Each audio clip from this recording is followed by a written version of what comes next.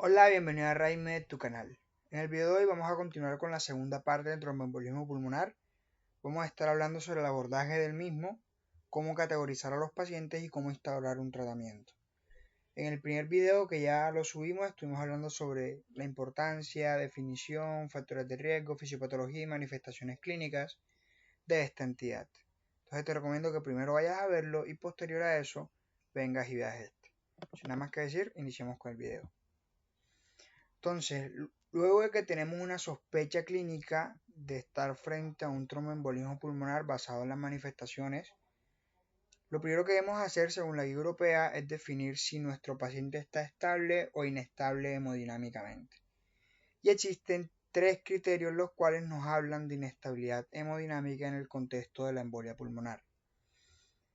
Y son estos tres. El primero es que el paciente tenga necesidad de una resucitación cardiopulmonar. El segundo, que tenga un shock obstructivo.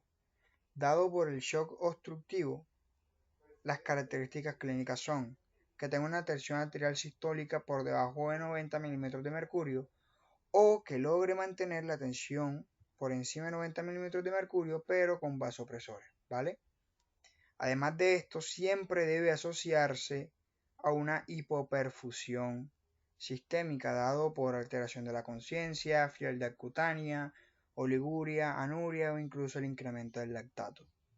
Y el último criterio es la hipotensión persistente, dada por una caída de la tensión arterial sistólica por debajo de 90 milímetros de mercurio o una caída en términos de puntos en 40 milímetros de mercurio durante 15 minutos en los que no hay otra causa que me lo explique, como una arritmia, una hipovolemia o una sepsis.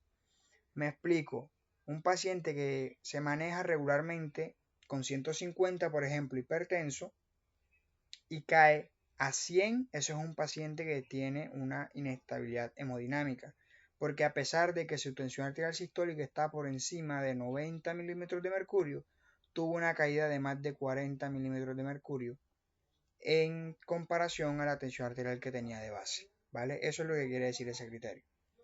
Esto es importante ya que cuando identificamos algunos de estos factores en los pacientes, son pacientes que tienen un alto riesgo de mortalidad temprana, es decir, en los primeros 30 días, por lo cual van a requerir un manejo un poco más agresivo en comparación a los pacientes que tienen una estabilidad hemodinámica. Ahora, de igual forma, esta inestabilidad hemodinámica me la puede causar muchas cosas y nosotros debemos estar bien pendientes y saber diagnosticar de que esa inestabilidad hemodinámica sí está causada por el TEP. Y ahí la guía europea nos ofrece este algoritmo para contestar esa duda. Identificamos la inestabilidad hemodinámica, ¿cierto? Lo siguiente que vamos a hacer es un ecocardiograma transtorácico, buscando la disfunción del ventrículo derecho. Ya en el primer video estuve explicando que en el contexto de la fisiopatología, sobre todo lo que impacta en la morbimortalidad de los pacientes con TEP es la disfunción del ventrículo derecho. ¿Y cómo lo podemos observar? Con una dilatación del mismo. Puede llegar a ser tan grande la dilatación del ventrículo derecho que me colapse al ventrículo izquierdo, por lo cual me provoca un shock obstructivo, que es uno de los criterios que había comentado con anterioridad. Podemos tener el signo de McCornell, que consiste en una hipoquinesia de la pared libre del ventrículo derecho asociado a una hiperquinesia del ápex del corazón. Hay que tener muy pendiente este signo y sobre todo analizarlo de acuerdo al contexto, ya que también podría aparecer en los pacientes con un infarto o miocardio del ventrículo derecho. Podríamos observar también un aplanamiento de lo que sería el septum interventricular en el eje corto paraesternal o una dilatación persistente de la vena cava inferior, en la cual no hay un colapso en la inspiración. Existen muchos otros signos, pero estos son los más frecuentes. Entonces, si mi paciente con sospecha de TEP no tiene estos signos, yo debo buscar otra causa del shock y de la inestabilidad hemodinámica, porque en el TEP, cuando se presenta dicha inestabilidad, siempre hay un compromiso del ventrículo derecho. Ahora, si sí está presente dicho compromiso, la guía europea nos pregunta si tenemos disponible el AngioTAC. Si no está disponible, recomienda iniciar el tratamiento de inmediato para una embolia pulmonar de alto riesgo. mientras que si está disponible se realice. Recordemos que el AngioTAC es hoy por hoy el gold estándar en el diagnóstico del tromboembolismo pulmonar. Entonces, un hallazgo positivo no los confirma y de igual forma continuamos con el manejo de una embolia pulmonar de alto riesgo. Y si el AngioTAC es negativo, nosotros debemos buscar otra causa que me explique dicho shock y esa inestabilidad hemodinámica en el paciente. Una duda que siempre tenemos es qué pasa cuando no tenemos disponible ese ecocardiograma transtorácico. ¿Cómo abordamos el paciente? La guía recomienda el ecodoppler de miembros inferiores, en donde podamos encontrar una trombosis venosa profunda, ya que si esta está presente podríamos inferir de que hubo un embolismo que llegó hasta pulmón y es lo que me está causando la inestabilidad hemodinámica. De hecho, en el 70-80% de los pacientes con TEP severo vamos a encontrar esas manifestaciones a nivel de la trombosis venosa profunda a través del ecodoppler. Ahora, ya abordamos al paciente que está inestable. ¿Qué hacemos con el paciente que está estable? Tenemos tres pasos. El primero es evaluar la probabilidad clínica basada en el PD-score, en el score de Wells y en el score de Ginebra. Lo segundo es la medición del dímero D. Y por último, las imágenes de tórax, teniendo siempre muy pendiente de que el dímero D y las imágenes de tórax solamente se van a solicitar si están indicados. No todo paciente con TEP requiere la medición de estas pruebas. Y el hecho de que tomemos la decisión de realizarlos o no va a depender del resultado que nosotros encontremos en las escalas de probabilidad. Dentro de la escala de probabilidad clínica, las validadas hasta el día de hoy son dos, el score de Wells y el score de Ginebra. Como pueden ver, me evalúan múltiples parámetros y de acuerdo a los mismos me va a dar una puntuación que me va a permitir clasificar como una probabilidad baja, intermedia o alta de estar frente a un TEP. Nos centramos en el score de Wells. Este evalúa la presencia de malignidad, suma un punto, hemoptisis, suma un punto, antecedentes de eventos trombóticos, suma 1.5, frecuencia cardíaca mayor a 100, suma 1.5, antecedentes de cirugía o de inmovilización por lo menos más de 3 días o 3 días como mínimo en un mes, suma 1.5 también, clínica de una trombosis venosa profunda, suma 3 puntos, y no tener un diagnóstico alternativo que sea más probable que el TEP, suma 3 puntos, ¿vale? Si yo tengo, al analizar todo esto, 2 puntos, estoy frente a una probabilidad baja, lo que significa en términos de probabilidad que puede estar frente a un TEP en el 15% de estos pacientes. Si tengo de 2 a 6 puntos, estoy en una probabilidad intermedia, lo que quiere decir que estamos frente a una probabilidad del 15 al 40% de estar frente a un TEP. Mientras que si tenemos más de 6 puntos en el score de Wells, vamos a tener una probabilidad mayor al 40% de estar en realidad frente a un TEP. Esta es la clasificación más utilizada. En ocasiones se utiliza esta de acá abajo que se cataloga como poco probable y probable, teniendo el valor de poco probable cuando es 4 puntos o menos y como probable cuando es mayor a 4. Sin embargo, recalco esta casi no la usamos y la que más usamos es esta en clasificar al paciente como de bajo, intermedio o alto riesgo. ¿Qué cambios tenemos respecto al score de Ginebra en comparación al de Wells? Asigna la edad del paciente, le da un punto positivo, cosa que no lo daba el score de Wells, donde no me evalúa la edad. Y lo demás son prácticamente los mismos puntos, pero o me los subclasifica o aumenta la puntuación, por lo menos. La presencia de malignidad aquí suma 2 puntos, acá sumaba 1. Hemoptisis suma 2 puntos, acá sumaba 1. Antecedentes de eventos trombóticos suma 3 puntos, acá sumaba 1.5. Entonces eso es lo que cambia. Me evalúa el hecho de que se haya realizado una cirugía o el paciente haya tenido una fractura en miembros inferiores en los últimos meses. El edema unilateral o dolor a la palpación suma 4 puntos, que estos son manifestaciones de trombosis venosa profunda. Y la frecuencia cardíaca me la subdivide. Si está de 75 a 94 suma 3 puntos y si es mayor a 95 suma 5 puntos. Y es prácticamente lo mismo que el score de Wells. De 0 a 3 puntos me da una probabilidad baja, que quiere decir lo mismo, un 15% de que estemos frente a un TEP. De 4 a 10 puntos es una probabilidad intermedia, es decir, de 15 al 40%. Y cuando tenemos 11 puntos o más, estamos frente a un riesgo alto que es mayor al 40% en realidad de estar frente a un TEP. Además de esto, también debemos aplicar el PET score. Este me evalúa 8 parámetros, dentro de los cuales tenemos el edema unilateral, la frecuencia cardíaca aumentada a más de 99 latidos por minuto, que el paciente tenga antecedentes de inmovilización o cirugía en las últimas 4 semanas, antecedentes de eventos trombóticos, hemoptisis, edad mayor a 49 años, que tenga una saturación por debajo de 95 y el uso de estrógenos. Lo ideal es que nosotros no tengamos ninguno de estos puntos, ¿vale? Ya que esto va a tener un impacto más significativo y va a ser positivo para el paciente y voy a explicar por qué. Esta es una escala que solamente se aplica cuando tenemos una probabilidad pretest por debajo del 15%. Es decir, cuando tenemos un score de Wells o de Ginebra en bajo riesgo. Si el paciente tiene un riesgo intermedio o alto, no puedo aplicarle a esos pacientes el PET score. A esta conclusión se llegó gracias al estudio PROPER. Fue un ensayo clínico aleatorizado donde se estudiaron 1916 pacientes con tromboembolismo pulmonar que estaban estables. De ellos, 823 cumplían con estas características. No tenían ninguno de estos puntos y tenían una baja probabilidad. ¿Y cuál es la utilidad de esto? Que al relacionar estas dos variables tenemos un valor predictivo negativo del 98.5%. Es decir, prácticamente me descarta la enfermedad y me elimina la necesidad de solicitar dímero D y realizar angioTAC en estos pacientes, ¿vale? Ahora, si el paciente tiene un PET-score positivo, cualquiera de estos puntos y tiene una probabilidad baja, claramente no podemos descartar la enfermedad y hay que continuar con el abordaje. Ahí sí tocaría solicitarle dímero D, que es lo que vamos a hacer a continuación. Entonces, en términos generales, nosotros al paciente estable lo podemos clasificar en dos grupos.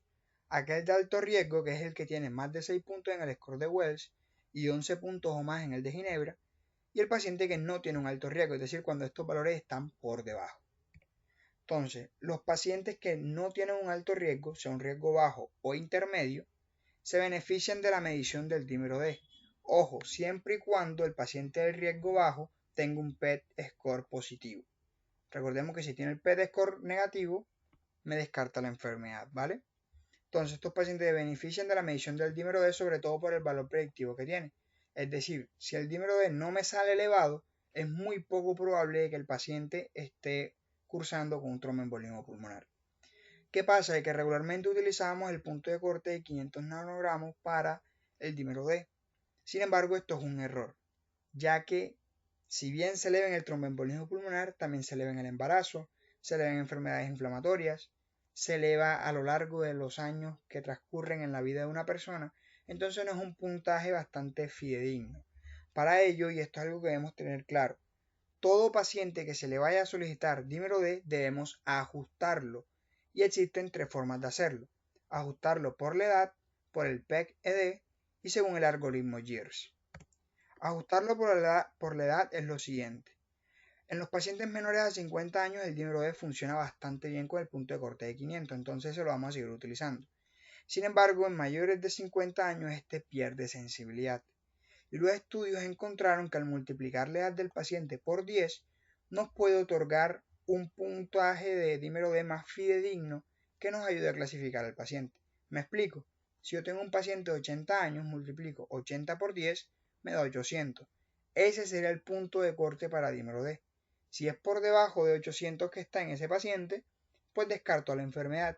Y si está por encima de 800 o igual a 800, solicito un angioTAC, ¿vale? ¿Cuál fue la utilidad de estos estudios? Básicamente redujeron al 10% la necesidad de estudios imagenológicos en pacientes que en realidad no lo necesitaban, ¿vale? ¿Y esto a qué se debe? Básicamente porque, recalco, tenemos el mismo paciente de 80 años y si yo utilizo el punto de corte de 500 y el paciente me llega con 600 y yo digo, uff, está elevado, pero en realidad no lo está. Recordemos que a lo largo de la edad puede elevarse y es totalmente normal. Entonces por eso debemos ajustarlo, por la edad. Otra forma de ajustarlo es a través del algoritmo GEARS, que surgió de un estudio que lleva su mismo nombre. Fue un estudio de corte prospectivo realizado en Países Bajos donde se evaluaron 12 instituciones, más exactamente los pacientes que tenían un tromboembolismo pulmonar o sospecha del mismo, que estaban estables hemodinámicamente en estas 12 instituciones. Ellos decidieron ajustar el dímero D, pero ya no basado en la edad, sino en 3 variables clínicas. manifestaciones de trombosis venosa profunda, hemoptisis y que el TEP fuera el diagnóstico más probable. Teniendo en cuenta esto, si el paciente no tenía ninguno de estos criterios, el punto de corte que utilizaron fue 1000.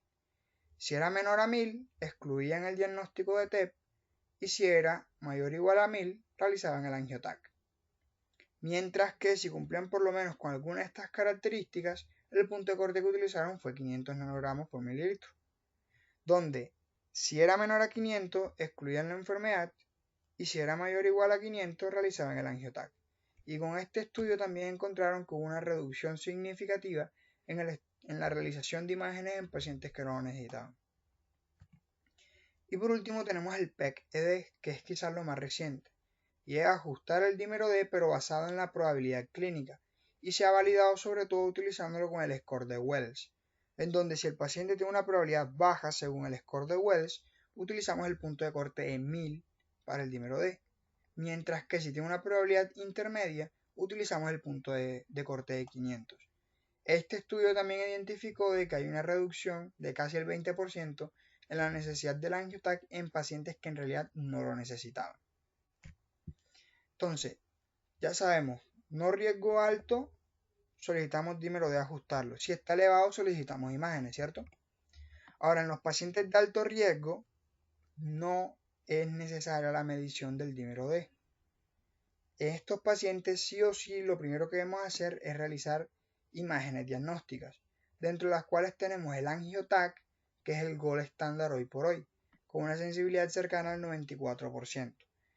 Es un examen que lo podemos realizar prácticamente a todas las personas, excepto a las embarazadas y a pacientes que tengan alergia a medios de contraste, donde pues se tendrán otras opciones, pero en términos generales es una prueba bastante segura que es muy beneficiosa porque uno, me diagnostica prácticamente que todos los TEP y segundo, si el paciente no tiene un TEP pero tiene un compromiso pulmonar distinto a este como una neumonía, también lo puedo diagnosticar a través de esta prueba.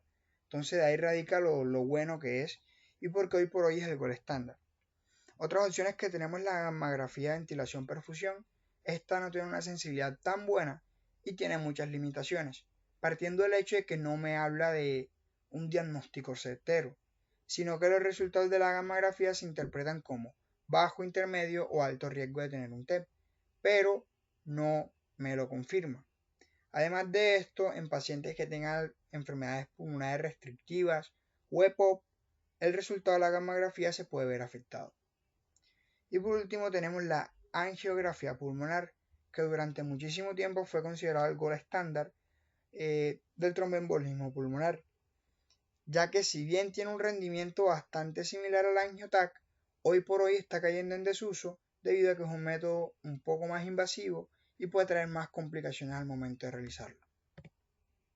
Y aquí tenemos un angiotac. Recordemos que al utilizar medios de contraste, las arterias se van a teñir de blanco, es decir, van a estar hiperdensas, mientras que el material trombótico, los trombos, van a estar hipodensos.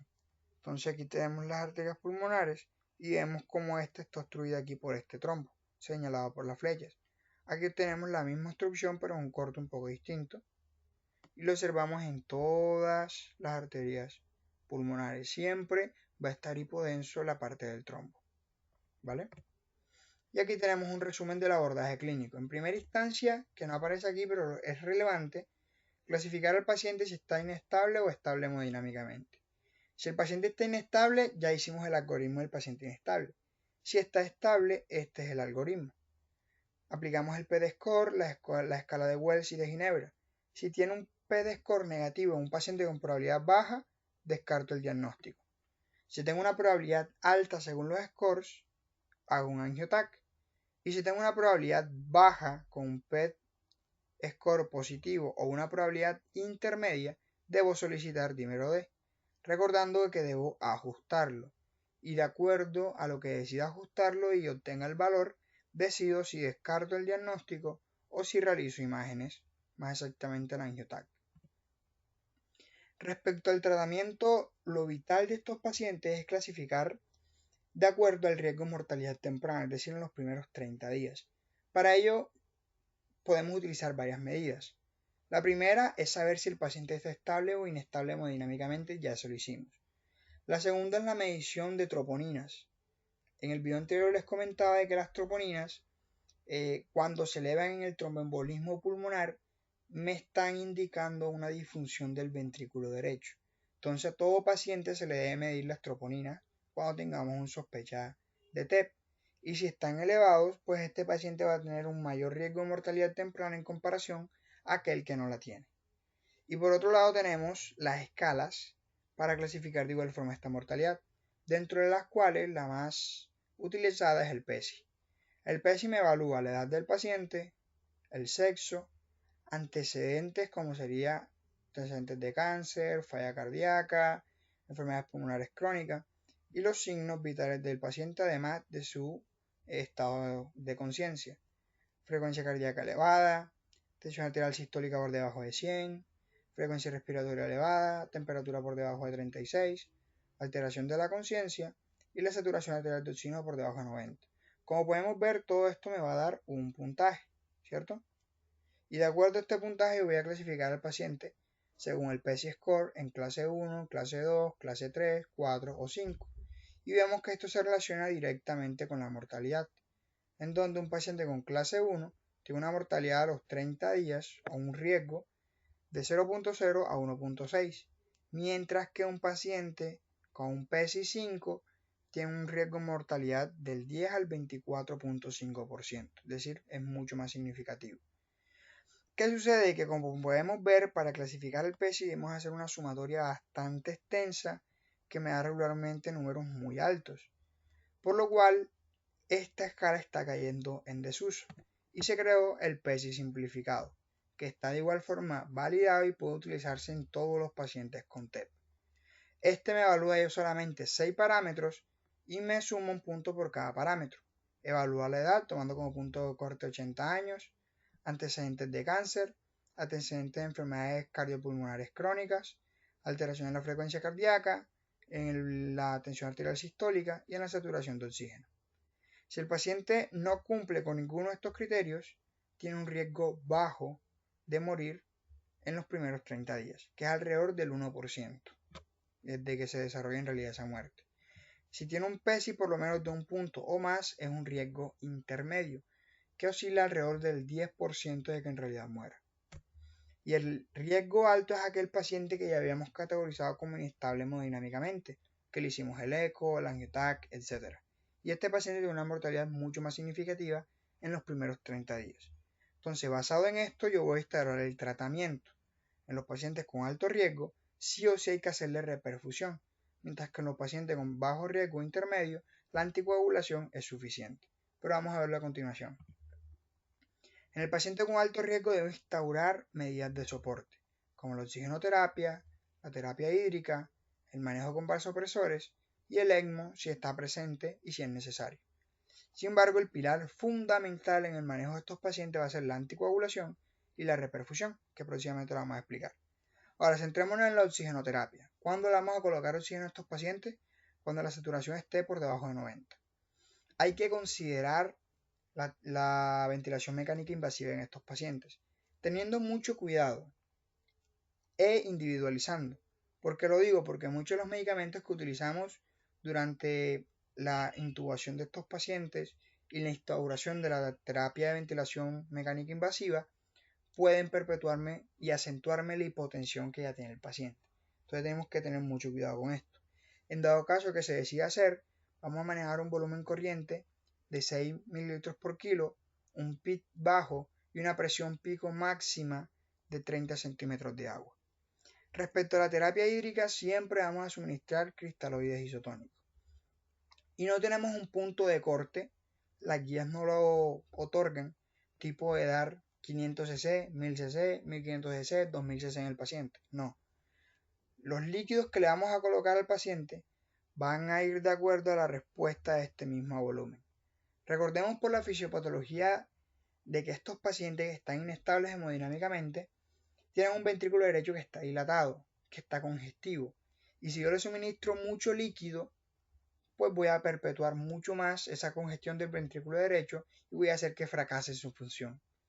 Entonces lo que debemos hacer es poco a poco ir ajustando los líquidos del paciente, preferiblemente monitorear los líquidos a través de la presión venosa central y también a través de la diuresis del paciente. Se pueden utilizar vasopresores para mantener la tensión.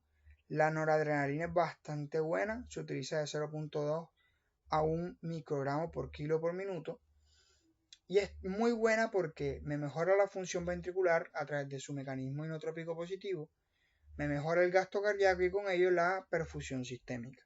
La dobutamina también se puede utilizar de 2 a 20 microgramos por kilo por minuto o incluso se podrían utilizar la combinación de ambas. El levosimendan se está tratando de instaurar últimamente, sin embargo, no está del todo avalado hoy por hoy como mecanismo o medicamento de primera línea en los pacientes con hipotensión que son refractarios a líquidos en el contexto de un tromboembolismo pulmonar. Y el ECMO, siempre que esté disponible, en muchas ocasiones es difícil que lo tengamos y se puede utilizar como terapia puente, sobre todo durante periodos cortos. Recalco, lo más relevante en estos pacientes es la anticoagulación, que la realizamos con heparina no fraccionada, y la reperfusión. Entonces, para la anticoagulación vamos a suministrar un bolo de 80 unidades por kilo dosis en el paciente. Y seguido a esto vamos a continuar con 18 unidades por kilo en infusión, siempre monitoreando a través del normograma.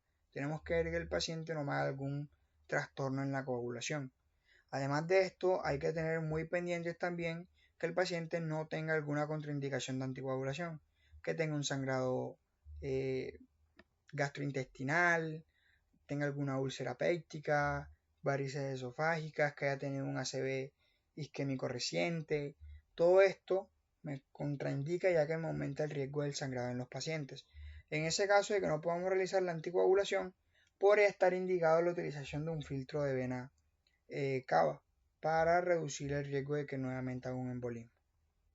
Respecto a la reperfusión, podemos realizarla a través de 3 mecanismos: la trombólisis sistémica, el tratamiento dirigido por catéter y la trombectomía mecánica.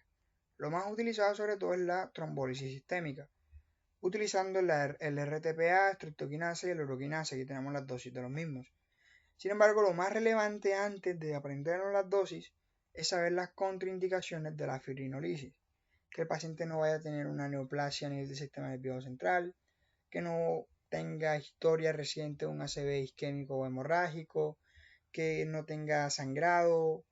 Todo esto es importante, trauma mayor, etc., ya que me contraindica el inicio de la fibrinolisis. En ese caso, cuando no la podamos realizar, tenemos las otras opciones, como es el tratamiento dirigido por catéter o la trombectomía mecánica, es decir, directamente la intervención quirúrgica. Ahora, ¿qué pasa con esos pacientes de riesgo bajo a intermedio? Ellos también vamos a requerir un oxígeno suplementario, manejando una saturación arterial de oxígeno por lo menos en 95, analgésico y la anticoagulación. En estos pacientes, la anticoagulación, los estudios avalan que se utilicen los DOAC, sobre todo por su alta eficacia, que también lo tienen otros anticoagulantes, pero estos tienen un menor riesgo de sangrado en comparación a la warfarina y a otros anticoagulantes que podemos utilizar. Aquí tenemos algunas opciones: el apixaban, rivaroxaban y el dabigatran, con sus respectivas dosis y por cuánto tiempo. Algunas alternativas que podemos tener de acuerdo al contexto clínico, y es que en pacientes con trombofílico o enfermedad renal crónica es indicación 1A realizar anticoagulación con warfarina, y en pacientes gestantes utilizamos las heparinas de bajo peso molecular, ya que estas no pasan la placenta, con lo cual se disminuye el riesgo de que pueda generar efectos en el feto, cuestiones que con la warfarina y con los DOAC sí se podrían desencadenarse. ¿Por cuánto tiempo la anticoagulación? Durante mínimo 3 meses, ¿vale? Esto es importante porque cuando no se lleva a cabo, se produce el síndrome de hipertensión pulmonar tromboembólica crónica, que lo había explicado en el apartado de fisiopatología en el video anterior. Ahora, ¿por cuánto tiempo? Va a depender. Lo mínimo son 3 meses la anticoagulación. Si el paciente tiene alguna condición crónica, tipo un cáncer, enfermedad renal crónica o trombofilia, se benefician regularmente por una anticoagulación un poco más prolongada, hasta incluso 1 año, dicen algunas guías. Sin embargo, si el paciente lo que tuvo es una fractura, una inmovilización o algo agudo que lo haya predispuesto a que se desarrolle dicho embolismo pulmonar, la anticoagulación durante 3 meses es más que suficiente. Ahora, para concluir, tenemos de que el TEP es relevante gracias al aumento de su incidencia, impacto económico y su morbimortalidad, que la identificación de los factores de riesgo es importante para llegar al diagnóstico, que la sospecha clínica debe ir acompañada de una buena estratificación de los pacientes basada en los scores, y que instaurar un tratamiento óptimo va a depender directamente de clasificar al paciente de acuerdo al riesgo de muerte en los primeros 30 días. Con esto hemos terminado el video, espero que les haya gustado. Si es así, consideren suscribirse al canal y activar la campana de notificaciones para que estés atento a todo nuestro contenido.